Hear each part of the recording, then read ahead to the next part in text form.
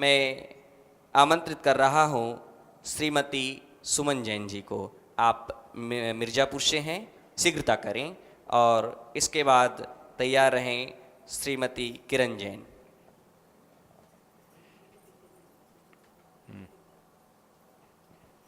नमस्ते गुरुवर। महाराज श्री, माइक मेरा पास। प्रश्न है कि ब्राह्म चारित्र और अंतरंग चारित्र में क्या?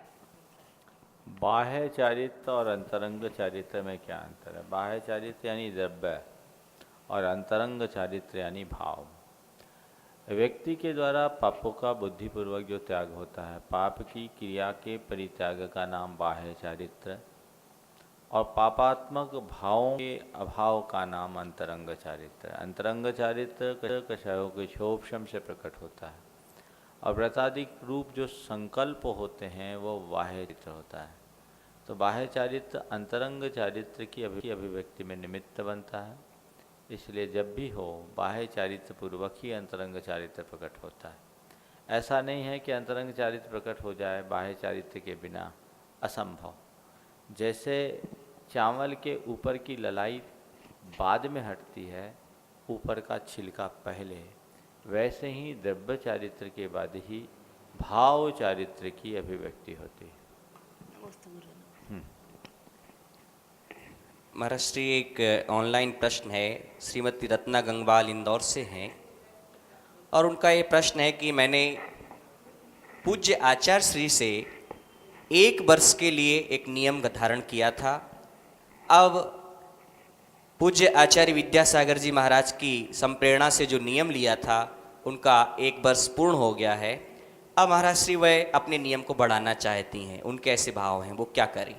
नियम को बढ़ाना बहुत अच्छा भाव है और बढ़ाना चाहिए। ऐसा करो, गुरुदेव के सानिध्य में जाकर नियम को बढ़ाओ, और जब तक नहीं पहुंच सको तो परोक्ष रूप से उन्हें याद करो, अपने हृदय में विराजमान करो, और उसे साक्षी बना करके संकल्प ले लो। माइक पास ले। बहुत अच्छी बात है। माइक किसके लिए ली है? हाँ, उधर देख के बोलो। हाँ, उच्च कुल में जन्म लेना बहुत अच्छी बात है, लेकिन उसका तत्व कैसा निकाला जाए कि उसका आचरण में आए? आपने पूछा है, पूछने का शायद भाव ऐसा मुझे समझ में आ रहा है कि उच्च कुल में जन्म लेना पुण्य के योग से संभव होता है। तो उच्च कुल में जन्म लेने के बाद व्यक्ति को कैसा आचरण करना चाहिए जिससे उसका उच्च कुल में जन्म लेना सार्थक हो, यही भाव है ना। निश्चित रूप से उच्च कुल में जन्म लेना महान पुण्य का योग होता है। उच्च कुल में जन्म लेने के बाद भी उच्च कुल में कुलीनता प्राप्त करना और भी दुर्लभ है। तो कुलीनता को प्राप्त करने के बाद उसकी सार्थकता तभी है जब मनुष्य अपने आचार और विचार को इतना निर्मल बनाए कि उसको देख करके ही लोग ये जानने लगे ये कितना कुलीन और संस्कारित है। व्यक्ति जब तक अपने व्यक्तित्व को निर्मल नहीं बनाता, उच्च कुल में जन्म लेना सार्थक नहीं होता। जो उच्च कुल में जन्म लेने के उपरांत भी निंद आचरणी हैं, वे अपनी भावी दुर्गति के पात्र होने वाले हैं। इसलिए मनुष्य जन्म से नहीं कर्म से महान बनता है। भगवान महावीर की सूक्ति को सदैव हमें याद रखना चाहिए, और पुण्य के योग से कोई अच्छा योग मिला तो उस योग का सही प्रयोग करना चाहिए। उच्च कुल में जन्म लेने के बाद भी व्यक्ति दुराचारी है तो वो दुर्गति का पात्र होगा, और निंद कुल में जन्म लेने वाला व्यक्ति यदि श्रेष्ठ आचरणी है, सदाचारी है, तो वो कल्याण का पात्र होगा। इसलिए कुल का अभिमान करने की जगह कुलीन संस्कारों को जीवन में उतारने का प्रयास करना चाहिए। व्यसन और बुराइयों से अपने आप को यथासंभव दूर रखना चाहिए, और इस तरीके का कोई पता नहीं, इस तरह का कोई आचरण नहीं करना चाहिए जिससे व्यक्ति की कुलीनता का पता लगे। कुलीनता पर प्रश्न उठे। कुरल काव्य में लिखा है कि भूमि की उर्वरता का पता उसमें उगने वाली फसल से लगता है। कौन सी भूमि कितनी उर्वर है, वहाँ फसल की पैदावार कैसे हुई, इससे पता लगता है। बहुत सार्थक बात लिखी कि भूमि की उर्वरता का पता उसमें उगने वाली फसल से लगता है, वैसे ही मनुष्य के आचरण से उसकी कुलीनता का पता लग जाता है। आचरण अच्छा है तो समझना कुलीन है, और आचरण अच्छा नहीं तो वो अकुलीन है। अगले प्रश्न करता है श्री कन्हैयालाल जी सेठी। आप औरंगाबाद से हैं और गुणायतन के श्रोमणी संरक्षक हैं, अहिंसा पदयात्रा संघ के संयोजक हैं, परम मुनि भक्त हैं। अपनी शंका प्रस्तुत कर रहे हैं। नमस्ते गुरुदेव। मुझे कहते ऐसा कहा जाता है कि कर्म करते समय फल की इच्छा नहीं करनी चाहिए, फिर कर्म करते समय हमारा क्या भाव होना चाहिए? कर्म करते समय फल की इच्छा नहीं करना चाहिए, कर्म करते समय हमारा क्या भाव होना चाहिए? बहुत अच्छा प्रश्न किया। कर्मण्येवाधिकारस्ते मा फलेषु कदाचन, ऐसा कहते हैं। कर्म करो, और कर्म करते समय फल की इच्छा न करके ये सोचो कि मैं कर्म कर रहा हूँ तो अच्छे मेरे और लोगों के लिए अच्छा हो, परिणाम जो आए सो आए। शुभ भाव रखोगे तो कर्म होंगे, सद्भाव रखोगे तो कर्म होंगे। हम कोई भी अच्छा काम करें, अच्छे भाव से करें, उसका परिणाम अच्छा आए या ना आए, इसे अपने भाग्य पर छोड़ दें, क्योंकि परिणाम मनुष्य के हाथ में नहीं है, उस समय का प्रयत्न हमारे हाथ में है। तो शुभ कर्म करे बिना हम शुभ फल प्राप्त नहीं कर सकते। इस बात को ध्यान में रखते हुए जब भी कोई कर्म करे, शुभ भाव से करें, सत्कर्म करें, खट कर्म न करें।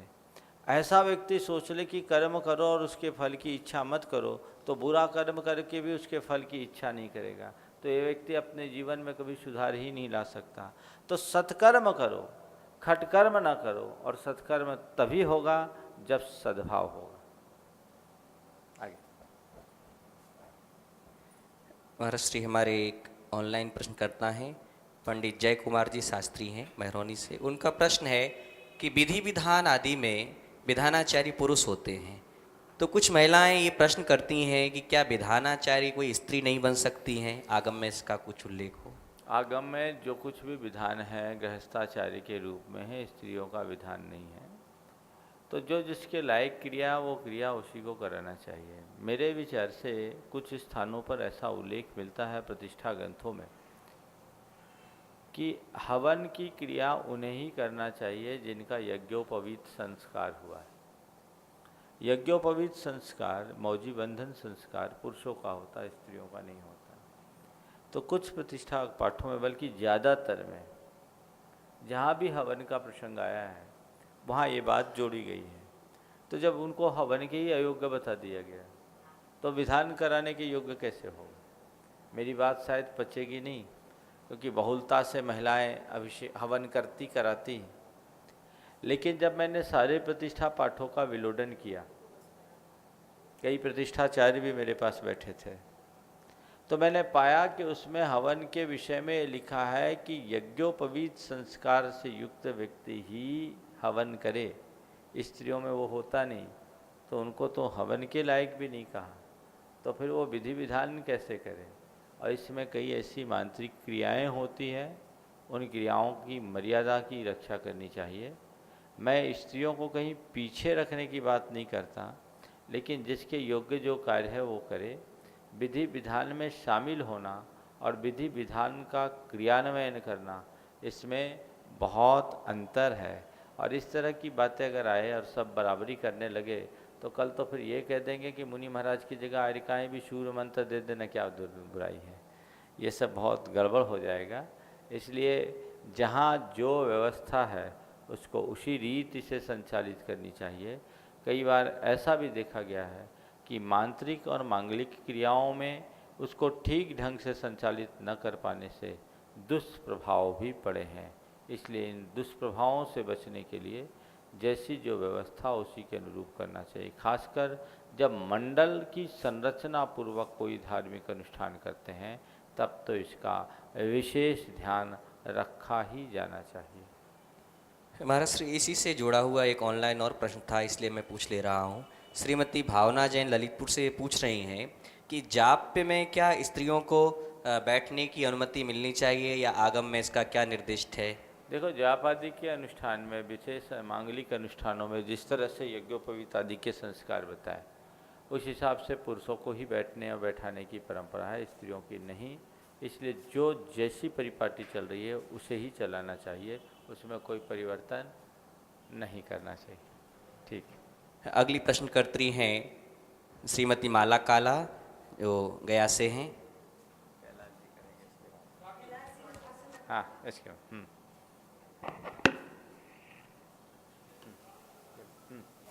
नमोस्तु गुरुदेव।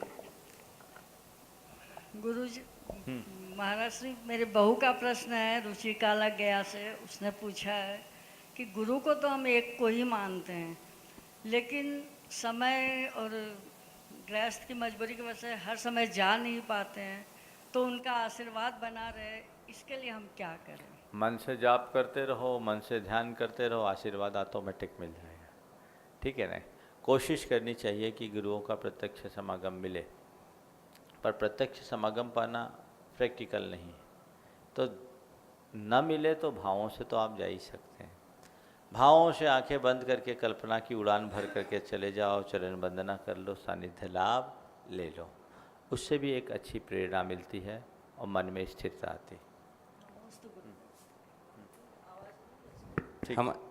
हमारे अगली प्रश्नकर्ता हैं श्रीमती किरण जैन, जो मिर्ज़ापुर से हैं। हो श्रीमती सरिता जैन जी, जल्दी। आयु का बंध कैसे होता है? आपने पूछा स्थावर जीवों को आयु का बंध कैसे होता है। स्थावर जीवों को भी आयु का बंध उसी तरीके से होता है जैसे अन्य जीवों को होता है। उनकी आयु का जो त्रिभाग बढ़ता है, बीतता है, उसके बाद वो आयु बंध करने के योग्य होते हैं। हर जीव के आयु के बंध योग अपने अपने परिणाम होते हैं और उन परिणाम स्थानों को प्राप्त करने पर उनकी आयु का बंध होता है। यहाँ तक कि लब्धि अपर्याप्त तक जीव भी अपने परिणाम स्थान को प्राप्त करके आयु बंद कर लेते हैं। और हाँ, जो उच्च कुल वाला आपने अभी बताया, हाँ माइक लेके बोलो। हाँ, उच्च कुल में जन्म लेने के बाद भी यदि बच्चे निम्न कुल में चले जाते हैं महाराज जी, तो वो क्या होता है? पूर्व भाव का उनका पाप। उच्च कुल में जन्म लेने वाले संतान यदि निम्न कुल में चले गई तो उसका क्या होगा? वर्तमान भी बिगड़ा है और भविष्य भी बिगड़ेगा। ये महान महान अंधकार है जो लोग नहीं समझते उसकी महिमा को, उनकी व्याख्या करें तो वो उसे समझे। ये समझाने की ज़रूरत है। केवल वर्तमान को नहीं देखना, वर्तमान और भविष्य दोनों उससे बिगड़ता है और इन दोनों को बिगाड़ने वाले कृत्य करना अच्छी बात नहीं है। हमें चाहिए कि अपनी नई पीढ़ी को इनकी महिमा समझाएं और उस महिमा को इस तरीके से समझाएं कि वो भटकाव से अपने आप को बचा सके। हमारे अगले प्रश्नकर्ता हैं श्री कैलाश जैन जी। अगले प्रश्नकर्ता हैं श्री कैलाश जैन जी। आप अहिंसा पदयात्रा संघ में मुनि भैयावृत्ति में, मुनि सेवा में निरंतर संलग्न रहते हैं, बड़े ही सक्रिय कार्यकर्ता हैं और मुनि भक्त हैं। आप प्रश्न कर रहे हैं।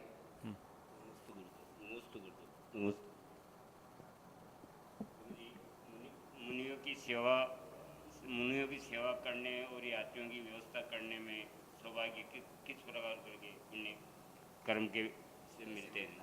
मुनियों की सेवा करने का और उनके सेवकों की सेवा करने का सौभाग्य, यात्रियों की सेवा व्यवस्था करने का क्या फायदा है, ये आप पूछना चाहें। क्या फल मिलेगा वही देखो। मुनि की और धर्मात्मा की सेवा करने से शातिशय पुण्य का बंध होता है, तीव्र शाता वेदनी का आश्रय होता है।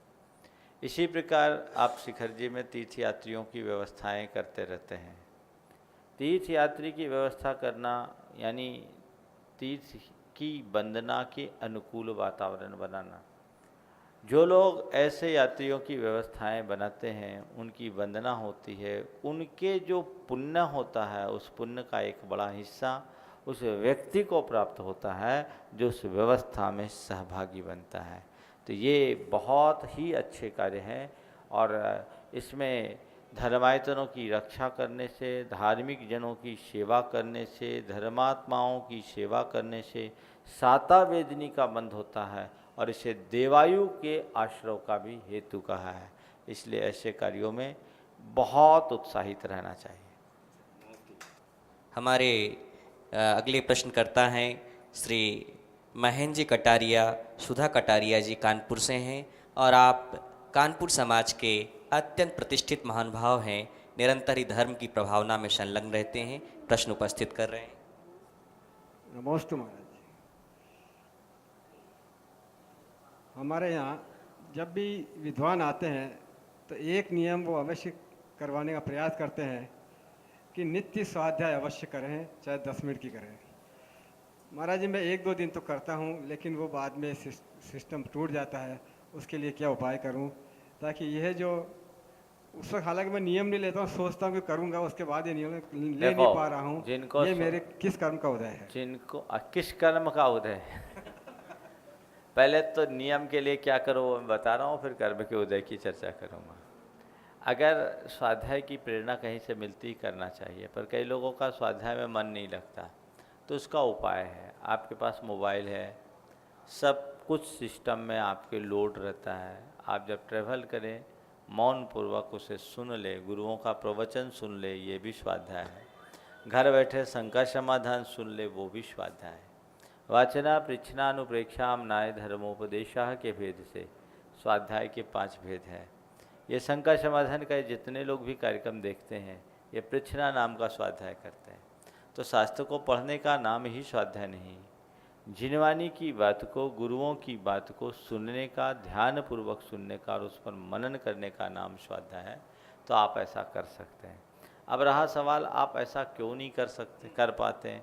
तो इसके पीछे 2 ही कारण मुझे समझ में आता है।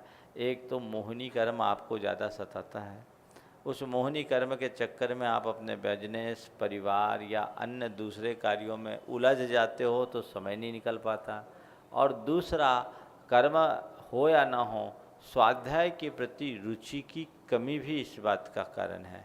रुचि यदि प्रगाढ़ हो तो हजारों व्यस्तता के बाद भी आप समय निकाल सकते हो। जैसे यहाँ आए हो, अपनी व्यस्तता भरी जिंदगी से समय निकाल करके आए, क्योंकि रुचि थी। बिना रुचि के मनुष्य का कल्याण नहीं होता, इसलिए अपनी रुचि को जगाएं। रुचि को जागृत कैसे करें, यह एक रुचि को जागृत करने के लिए गुरुओं के समागम में रहो, उनसे प्रेरणा पाओ, आगे बढ़ते जाओ, बैटरी चार्ज रहेगी। नमस्ते महाराज जी।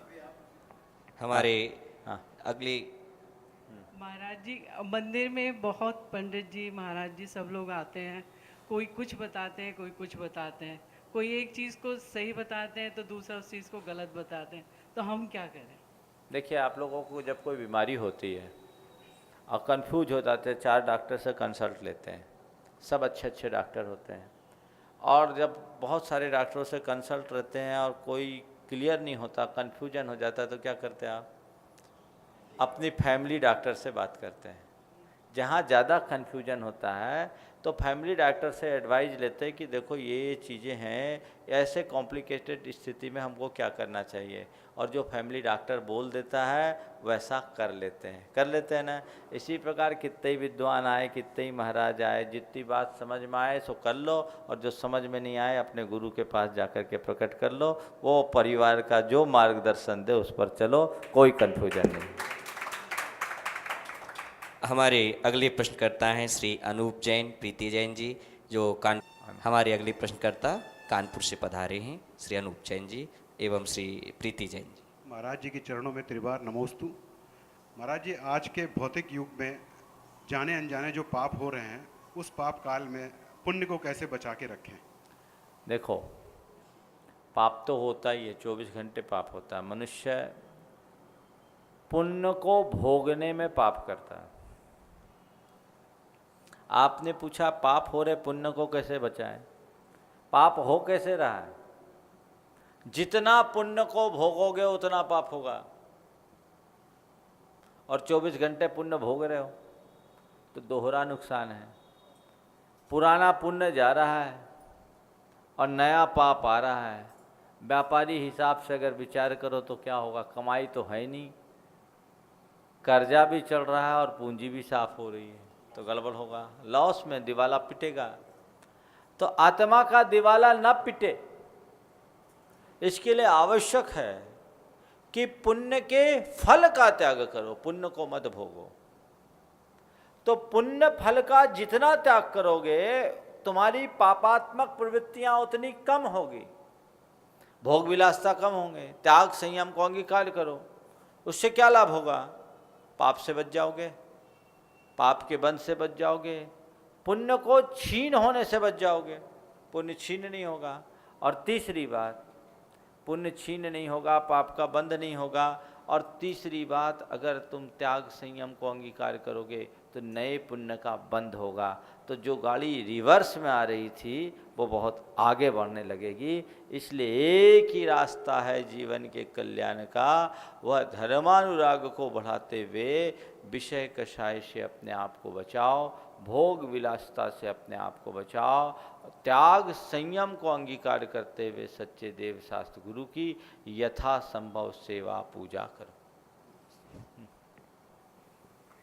हमारे अगले प्रश्नकर्ता हैं श्री विमल जी। ये पूछ रही हैं प्रीति। नमस्ते महाराज, मेरा उधर प्रश्न देख के। हाँ, प्रश्न है महाराज जी कि जैसे आजकल कोई भी महाराज जी आते हैं तो वो कहीं मोबाइल लिए हैं, कहीं कुछ, मतलब जैसे बच्चों को हम लोगों ने बता रखा है उस हिसाब से वो नहीं देखते हैं, तो वो फिर हंसी करते हैं।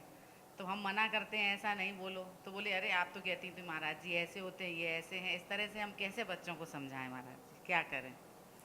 ये ऐसी विचित्रता है, साधुओं को अपनी मर्यादा बना के रखनी चाहिए।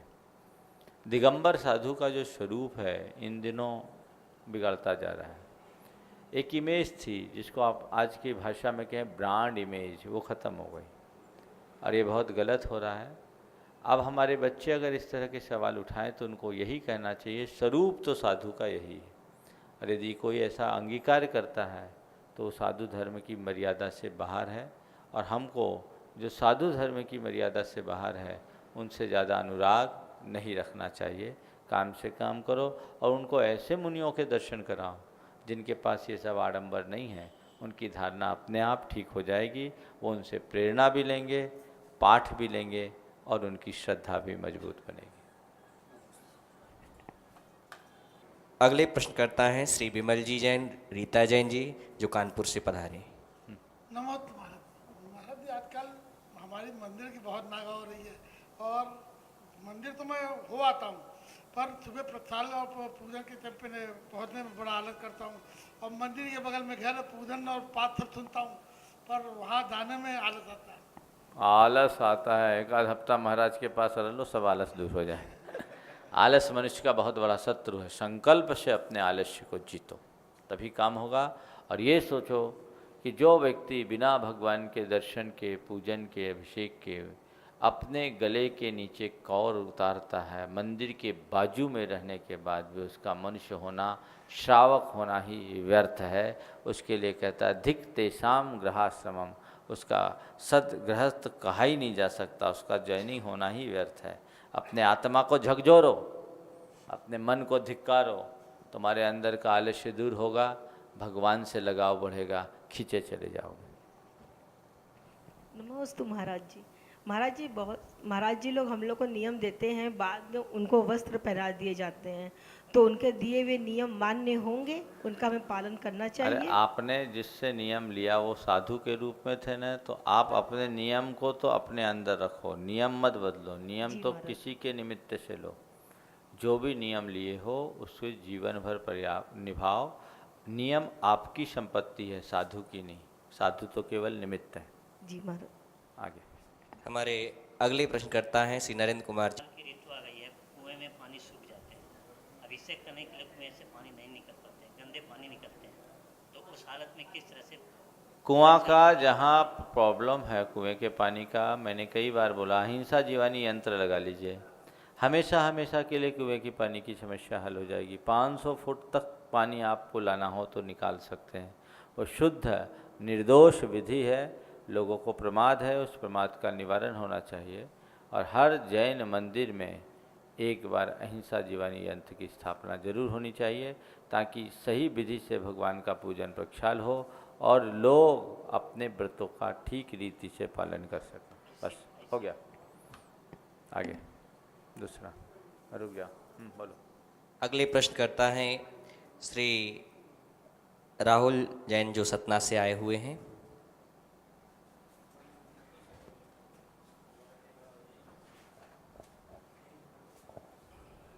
नमोस्तु महाराज जी।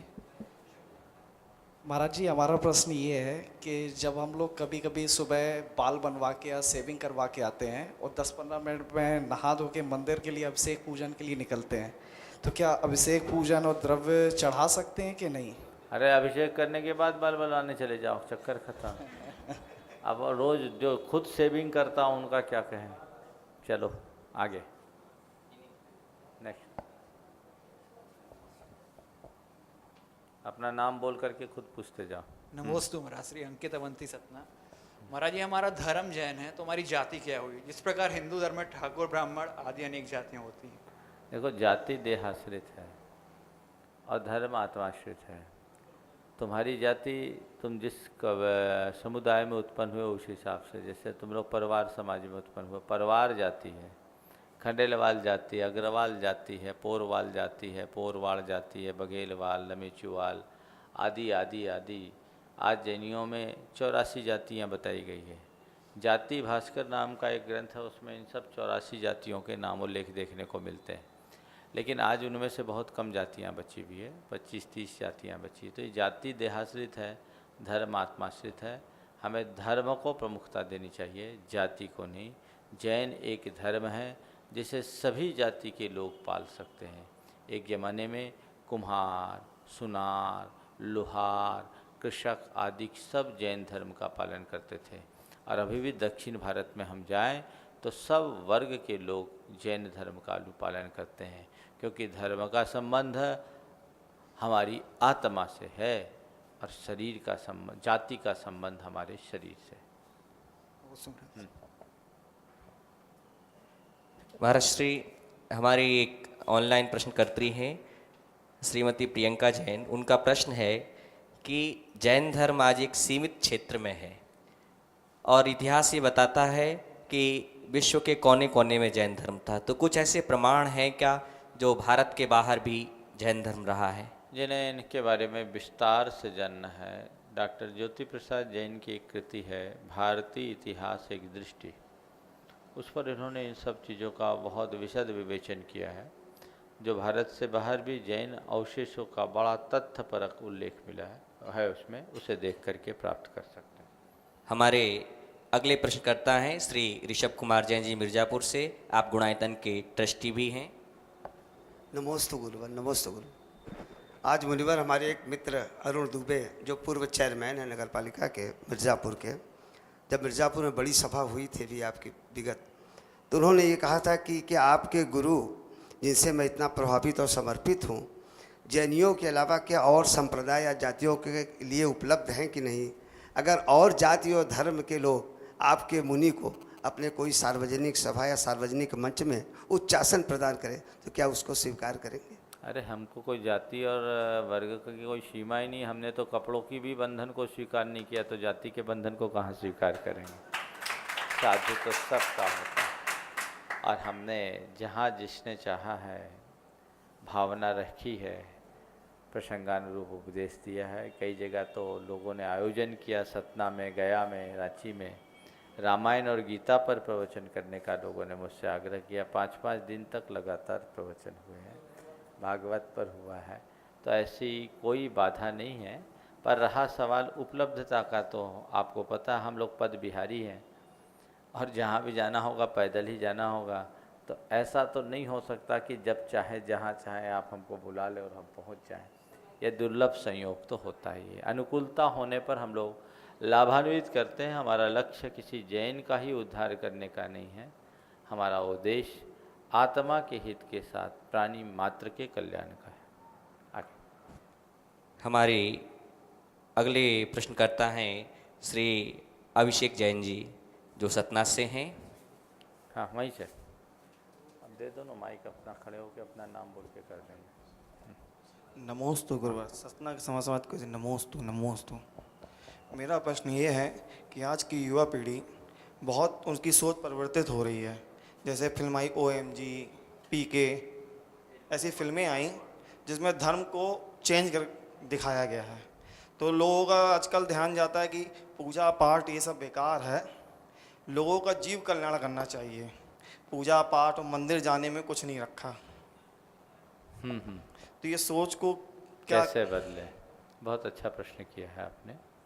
देखिए, ये जो कंसेप्ट है, इस कंसेप्ट को बदलने के लिए हमें नई पीढ़ी को नए तरीके से धर्म के स्वरूप को बताने की ज़रूरत है। निश्चित रूप से पिक्चरों में कुछ इस तरह के कार्यक्रम प्रस्तुत किए गए होंगे और उनमें हमारी रूढ़ियों को उभार करके इस तरह से प्रस्तुत किया गया होगा जिससे सब कर्मकांड से प्रतीत होने लगे। लेकिन धार्मिक अनुष्ठान कोरे कर्मकांड नहीं है, ये हमारी आत्मा में जमे कर्म की सत्ता को उखाड़ने की प्रक्रिया है। पूजा पाठ आदि धार्मिक क्रियाओं से जीवन में व्यापक बदलाव होता है।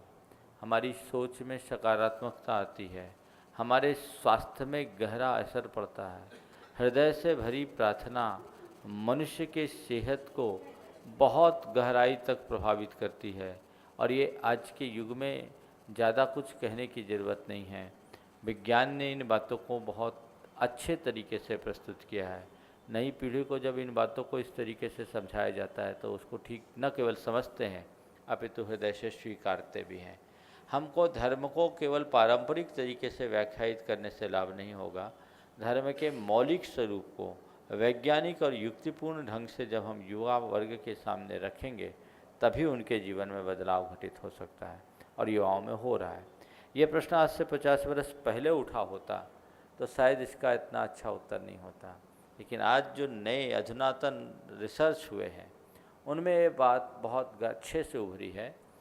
अमेरिका में ही ये प्रयोग किया गया कि प्रार्थना का मनुष्य के जीवन पर कितना प्रत्यक्ष प्रभाव पड़ता है। वहाँ 10-10 रोगियों की 3 अलग अलग ग्रुप बनाए गए।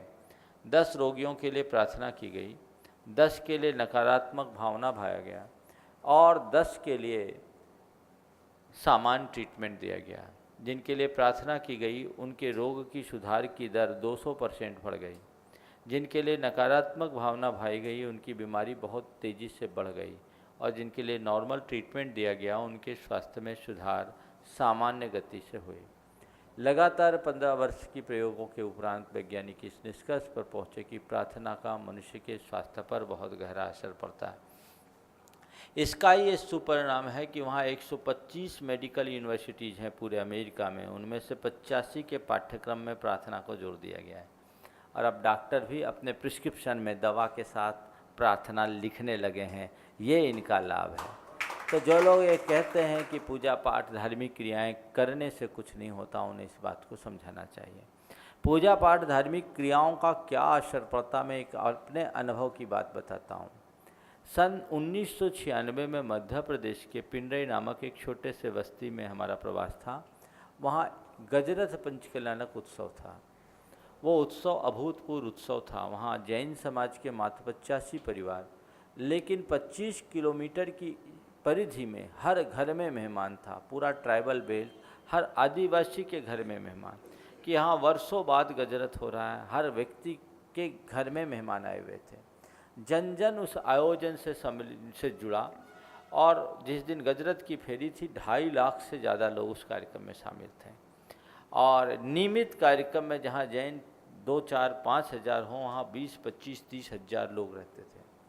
उस साल वहाँ पूरी रबी की फसल फरवरी के माह में इल्लियों का ज़बरदस्त प्रकोप था और कीटनाशकों का भरपूर प्रयोग करने के बाद भी फसल खत्म हो गई थी।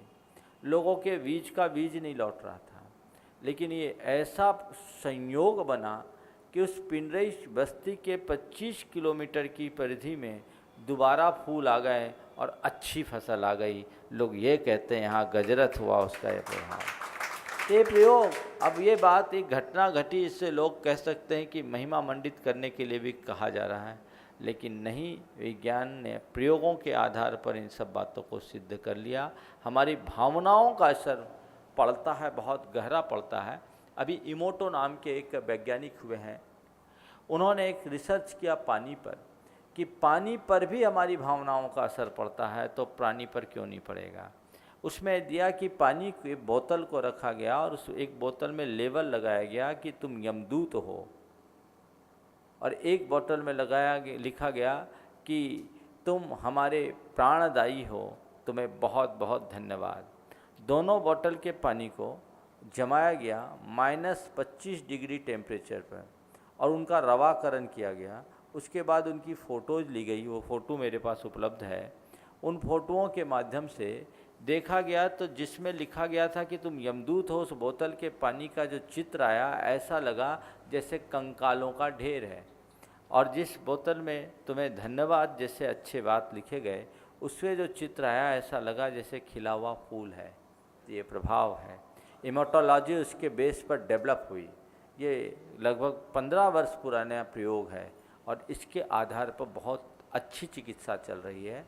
तो उसको उस तरीके से देखना और समझना चाहिए। तो युवाओं को भटकने की कोई ज़रूरत नहीं है। पिक्चरों को यथार्थ मत मानो, वो रियल लाइफ है, रियल लाइफ नहीं है। जो जो चीज़ें पिक्चर में दिखाई जाती है वो अगर मनुष्य के जीवन में अपना ली जाए तो संसार का बंटाधार हो जाएगा। इसलिए रियल लाइफ को रियल लाइफ की तरह देखें, उसे रियल लाइफ से जोड़ने की कोशिश न करें। आगे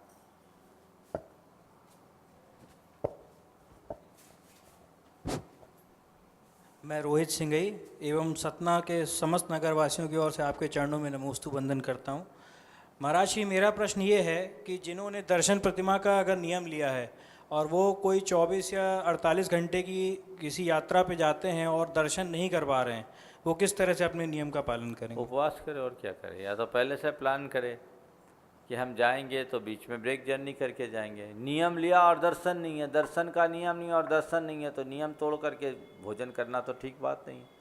इसलिए नियम में शिथिलता न लाओ, स्वयं को नियमों के अनुरूप ढालो, नियम को अपने अनुरूप ढालने की कोशिश कभी मत करो।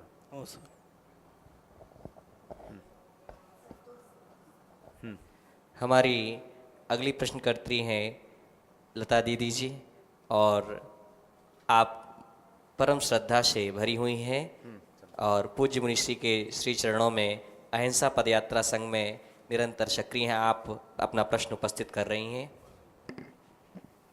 नमोस्तु महाराज श्री।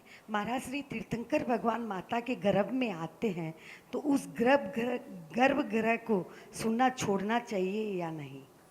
प्रतिष्ठा विधान के अनुसार जब तीर्थंकर माँ के गर्भ में आते हैं तो ऐसा लिखा जाता है कि उसको खाली नहीं छोड़ना चाहिए। जितने देर तक भगवान का विहार होता है माँ वहीं रहती है। अभी अलग अलग प्रतिष्ठाचार अलग अलग तरीके से करते हैं, प्रायः प्रतिष्ठाचार उस स्थान को खाली नहीं छोड़ते। हमारी अगली प्रश्नकर्त्री हैं श्रीमती संतोष शेट्टी जी, गया से। और आगे तो नमस्ते महाराज श्री। नमस्ते, मेरा प्रश्न है, आत्मा की शुद्धि में बाह्य शुद्धि का क्या महत्व है? आत्मा की शुद्धि में बाह्य शुद्धि का क्या महत्व है? द्रवस्य शुद्धिमधिगम्य यथानुरूपम भावस्य शुद्धिमधिकामधिगन्तु काम आलम्बनानि विविधान्यवलम्बवल्गन् भूतार्थ यज्ञ पुरुषस्य करो। ये क्यों बोलते हैं? हम द्रव्य की शुद्धि का आलम्बन क्यों ले रहे हैं? भाव शुद्धि की वृद्धि के लिए। तो बाह्य शुद्धि आत्मशुद्धि में कारण बनते हैं।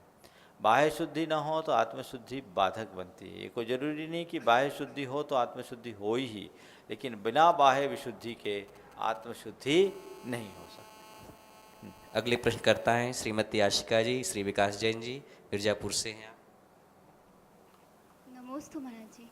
महाराज जी, आजकल ये चलन चल गया है कि लहसुन खाने से कोलेस्ट्रॉल नहीं होता है, या कुछ भी जो अपने धर्म में मना की गई है, जैसे गोभी है, आलू है, उन सब से फ़ायदे बताने लगे हैं। तो जब ये मना किया गया तो ये फ़ायदा कैसे हो सकता है? देखिए, फ़ायदा औषधि के रूप में यदि किसी चीज़ को लेते हैं, जो एंटीबायोटिक्स वगैरह लेते हैं, उनकी जगह इनको लेते हैं तो उसे औषधि मान कर लेना चाहिए, पर वो खाद्य नहीं है। औषधि अलग चीज़ है और ये चीज़ें अलग है। लेकिन औषधि भी निरवद्ध होनी चाहिए, शावद्ध नहीं। जिसमें त्रस हिंसा हो ऐसी औषधि का सेवन न करें। आगे अगले प्रश्नकर्ता अर्पित जैन है। नमस्ते महाराज। महाराज जी, मेरा क्वेश्चन ये है कि जैसे दुकानों और प्रतिष्ठानों के नाम हम भगवान के नाम पर रखते हैं, इससे हमें पुण्य होता है या पाप कर्म का बंध? भगवान के नाम पर रखने से पुण्य होता है या पाप कर्म का बंध? पाप तो नहीं कहूँगा, अगर भगवान के नाम लेकर के पाप का काम करोगे तो बहुत पाप होगा। लेकिन भगवान के नाम लेने से एक पहचान बनती, नाम निक्षेप की अपेक्षा से लेने में मेरी दृष्टि में कोई बाधा नहीं है, बल्कि इससे एक भगवान के अनुयायी होने का पता भी चलता है और कई बार अप्रत्यक्ष लाभ भी मिल जाते हैं।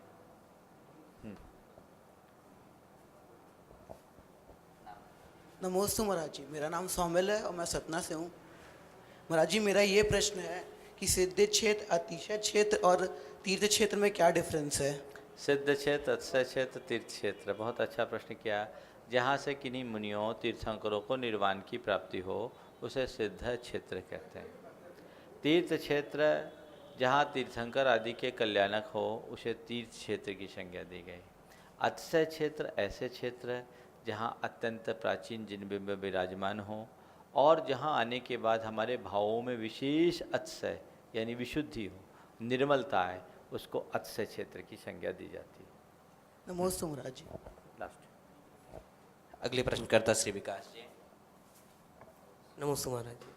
महाराज जी, मेरा फ्रेंड श्वेतांबर है, श्वेतांबर जैन है। तो हम लोग के जो व्रत लगते हैं 8 दिन उनके पहले लगते हैं, हम लोग के फिर उसके इमीडिएट उसके बाद लगते हैं, ऐसा क्यों?